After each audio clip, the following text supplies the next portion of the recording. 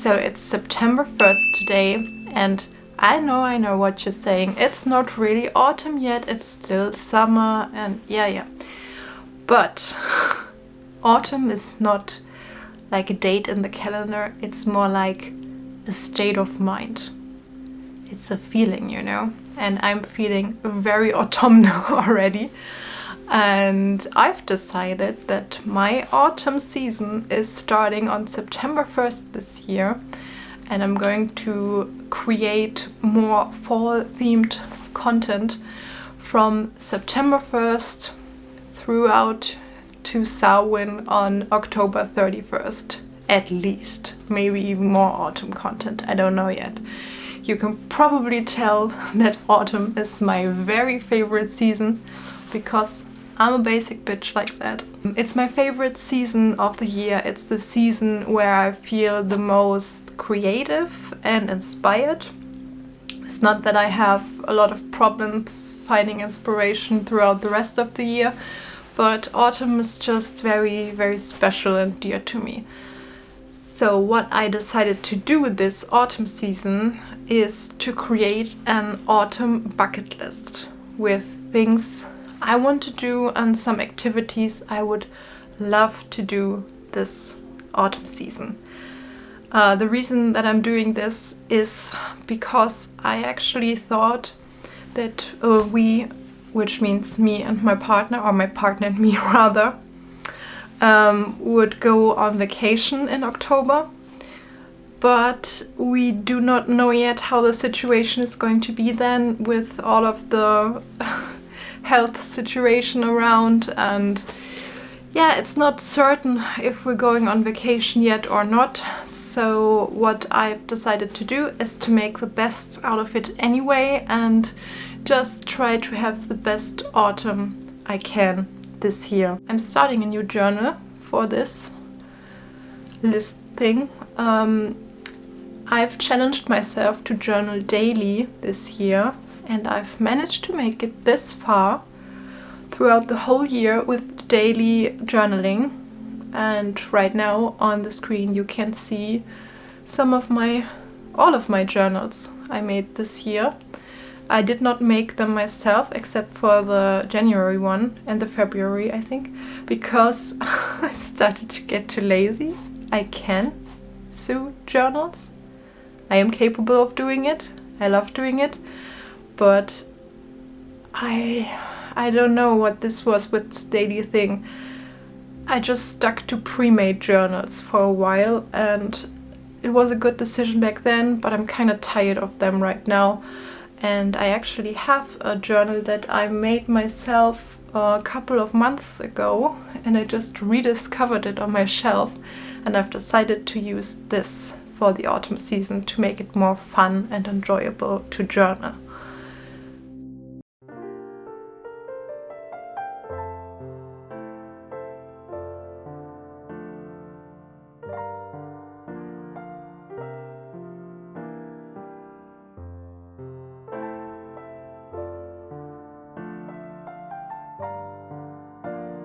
So let's get started with the autumn bucket list.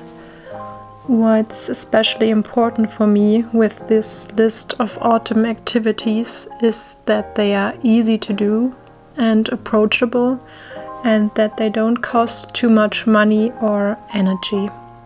I'm trying to keep this very general here, so that maybe you can find some inspiration for your autumn activities as well.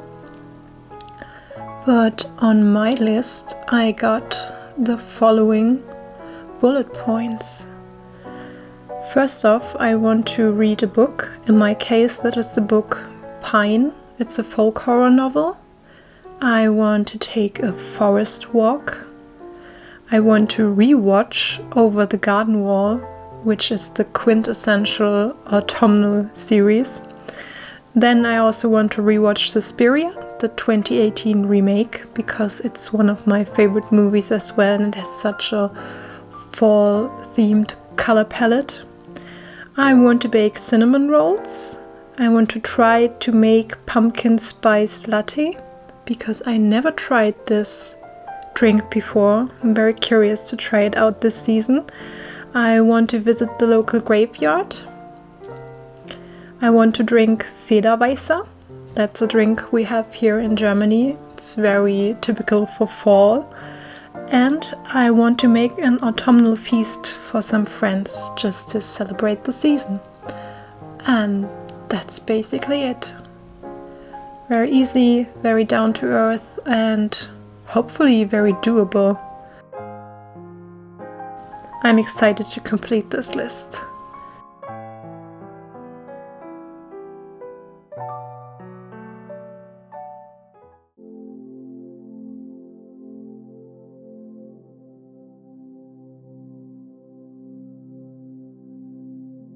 So guess what just arrived? The calendars just came here and I was so pleasantly surprised because there was quite a drama with the postal services and the customs, and I did not expect these babies to arrive within the next month, to be honest. Sorry, my cat is making a ruckus behind me.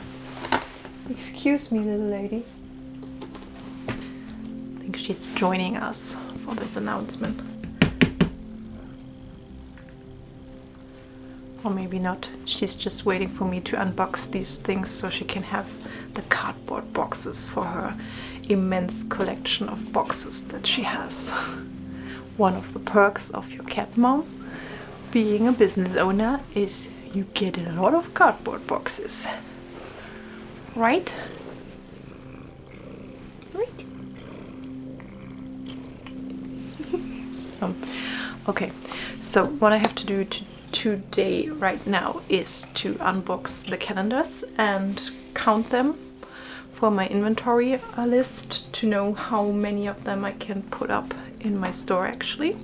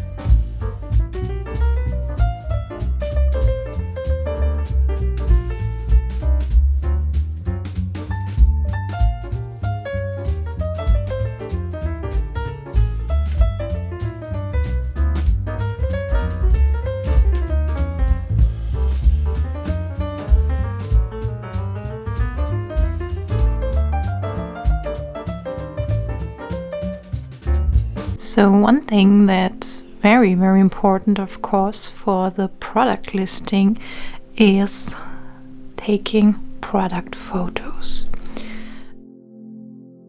So there we go. These are all of the photos I have taken. I think I'm probably going to use these for the shop description in my Etsy store. But I always make sure to take square formatted pictures as well to use on social media. And now I have to edit these and then they're good to go.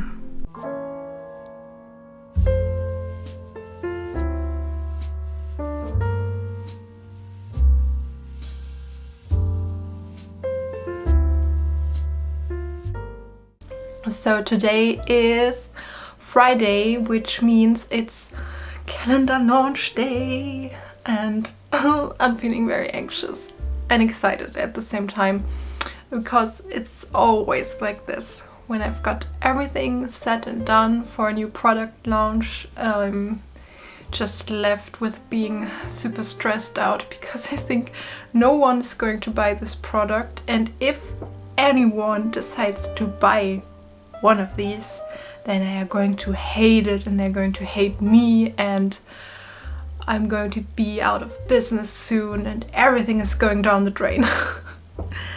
Of course, this never happened. So far, at least. I'm sorry, this is my imposter syndrome speaking to you and not myself. Okay, so the calendar I'm launching today is called the Divine Feminine Calendar, and it's an A4 size calendar, and it consists of 12 of my goddess illustrations. Because if you do not know, I am currently working on a goddess oracle deck, and I have to produce a whole bunch of artwork for this, naturally, because it's an oracle deck. There will be about 40 goddesses in it. And for my calendar, which is the second time I'm doing this, I did one last year as well, I decided this year to let my audience on Instagram vote on which goddesses they would like to see included in the calendar, because at this point I have drawn way too many artworks for just one calendar. So that's what I did this year, and the people have decided on 12 goddesses they want me to include, and there are some in there that were in last year's calendar as well, but it's a pretty nice balance of old and new artworks. And also some of the goddesses that I had in the calendar last year, like Persephone, for example, is also included in this year's calendar, but with a brand new artwork. And Skadi as well, because I updated the illustrations I made of these two goddesses, because they did not really speak to me that much, and I just wanted to recreate them, and I've decided to include the newer versions in this calendar. So included in this year's calendar are the artworks of Hecate, Artemis, Eir, Rhiannon, Brigitte, Freya, Aphrodite, Persephone, the new version, Lilith, the Morrigan, Morana, and Skadi, also the new version. These are the 12 ladies that are included in this year's calendar. So the layout is the same for all months. We've got the illustration up here with the goddess's name down there and the name of the month, of course, and this tableau here where you can write down important dates and stuff for you, and also that is included with the calendar as well, which is a tradition by now. These two sticker sheets that you can prop up into these little fields, or stick them there. I think you would say stick them in these little fields.